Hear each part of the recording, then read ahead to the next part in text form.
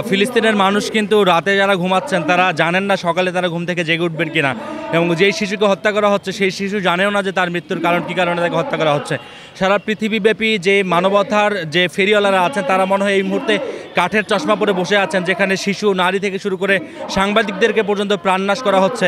সেখানে জাতিসংঘ থেকে শুরু করে বিশ্বের মোড়ল রাষ্ট্রদের কোনো কার্যকর উদ্যোগ আমরা দেখছি না। এটি আমাদেরকে কষ্ট দিচ্ছে এবং আমরা তীব্র নিন্দা এবং প্রতিবাদ জানাচ্ছি।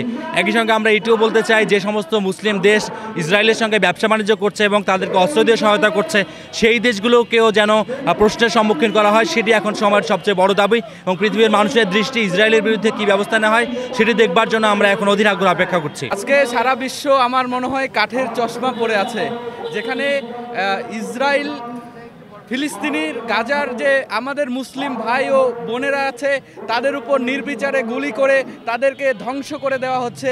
সেই সাথে বিশেষ করে আমরা আজকে এখানে রংপুর সম্মিলিত সাংবাদিক সমাজ দাঁড়িয়েছি, সাংবাদিক সহ কেউ রেহাই পাচ্ছে না এই গণহত্যা থেকে। আমরা আজকে এখান থেকে বলে দিতে চাই বিশ্ব নেতাদের, আপনারা যদি এগিয়ে না আসেন, আপনারা যদি ফিলিস্তিনে গণহত্যা বন্ধ না করেন, তাহলে আমরা সকল বিশ্বের মুসলমান এক হয়ে এই গণহত্যা আমরা প্রতিহত করব ইনশাল্লাহ। আমরা আজকে যে সম্মিলিত সাংবাদিক সমাজের যে ব্যানারে মানববন্ধন করছি, এটি মূলত আপনারা জানেন যে সারা বিশ্বে যে ঘটনা ঘটে সেই ঘটনাগুলো কিন্তু এই গণমাধ্যম কর্মীরাই সেকেন্ডের মধ্যে সারা বিশ্বে ছড়িয়ে দেয়। আর সেই সাংবাদিকদেরকে নির্বিচারে গণহত্যা করা হচ্ছে।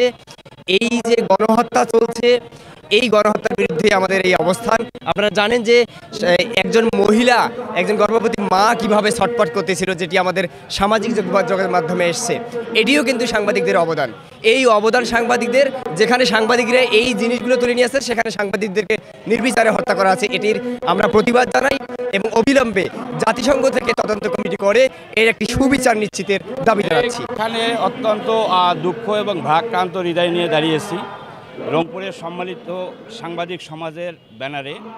আমরা আজকে দাঁড়িয়েছি নারকীয় হত্যাকাণ্ডের, ইসরায়েলের নারকীয় হত্যাকাণ্ডের প্রতিবাদে, যেখানে এই হত্যাকাণ্ডের মধ্যে আমাদের গণমাধ্যম কর্মী তারা তাদের দায়িত্ব পালন করতে পারতেছে না, তাদেরকে নির্বিচারে হত্যা করা হচ্ছে। আমরা এই হত্যাকাণ্ডের তীব্র নিন্দা এবং প্রতিবাদ জানাচ্ছি। আমরা ফিলিস্তিনের যে এই নির্মম হত্যাকাণ্ড, এই হত্যাকাণ্ড তীব্র নিন্দা ও প্রতিবাদ জানাচ্ছি।